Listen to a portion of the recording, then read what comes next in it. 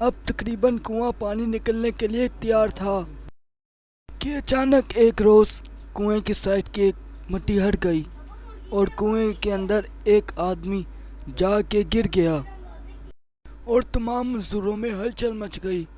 انہوں نے کھدائی چھوڑ کر سب سے پہلے اس مزدور کو نکالنے کا فیصلہ کیا۔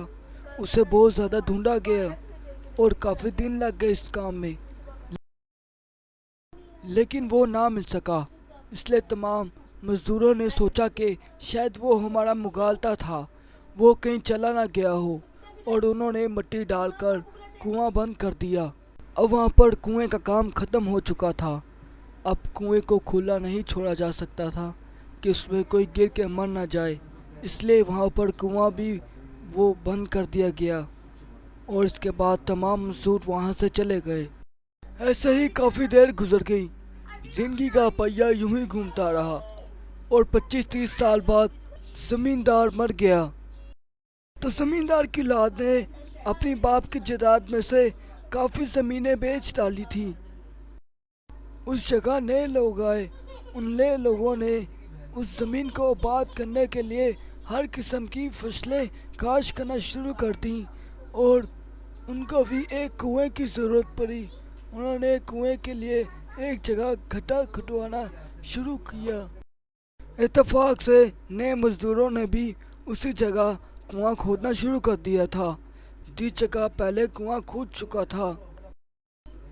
جب مزدور کنواں کھودتے کھودتے کافی گہرائی تک پہنچ گئے تو ان کو ایک دھوتی کا کپڑا ملا، جسے دیکھ کر وہ سارے بہت زیادہ پریشان اور حیران ہو گئے۔ دوسرے سب مزدور بھی بہت زیادہ پریشان تھے۔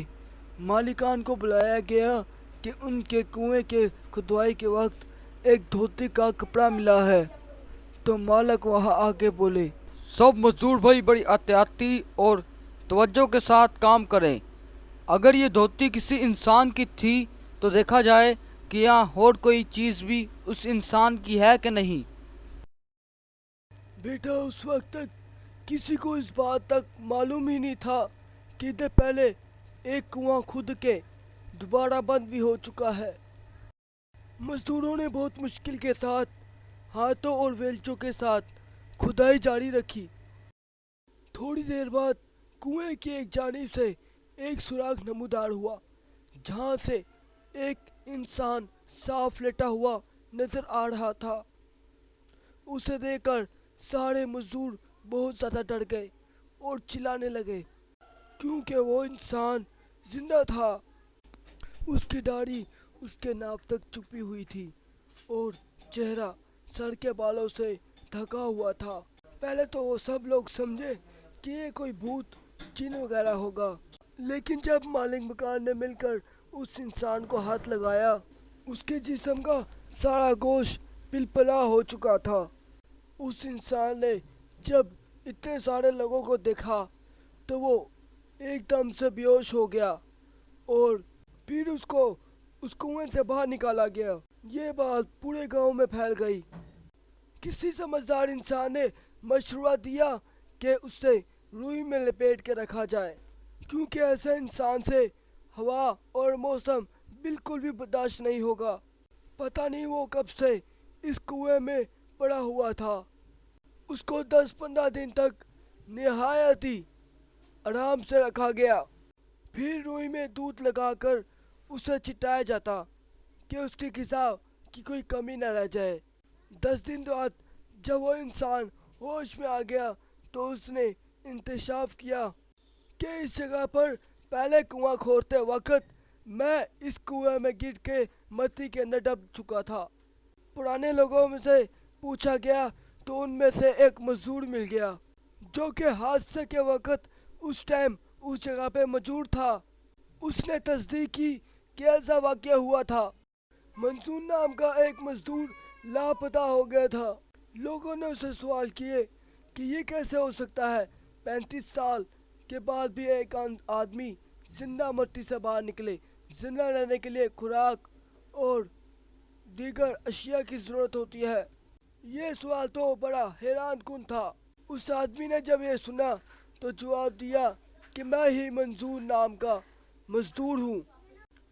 बस ये मेरे अल्लाह की शान है कि वो मुझे ज़मीन के अंदर भी मुझे रिज़्क देते थे। मुझे नहीं मालूम कि मैं कितने सालों तक मट्टी तले दबा रहा, लेकिन ये बात मुझे अच्छी तरह से याद है।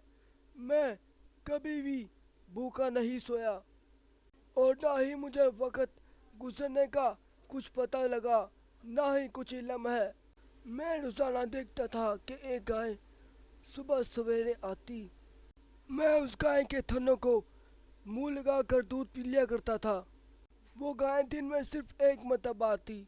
मैं अल्लाह ताला का शुक्र अदा करता था। और आज अल्लाह ताला की शान देखिए कि मैं दुनिया में वापस दोबारा आ चुका हूँ। इस वाक़े के बाद मंसूर नामी वो मजदूर 10 साल तक जिंदा रहा और 10 साल के बाद फिर वो मर गया। बुजुर्गों ने बताया कि इस वाक़े को गुजरे हुए 150 से 200 साल हो चुके हैं, लेकिन ये वाक़या मुझे अल्लाह ताला की शान की याद दिलाता है। सच कहा है किसी ने, जिसे अल्लाह रखे उससे कौन चुकाए। उम्मीद करते हैं आपको हमारी वीडियो बहुत अच्छी लगी होगी और ये वाक़या भी पसंद आया होगा। अगर आप ऐसी ही और भी वीडियोस देखना चाहते हैं तो हमारे चैनल को सब्सक्राइब, लाइक करना मत भूलें।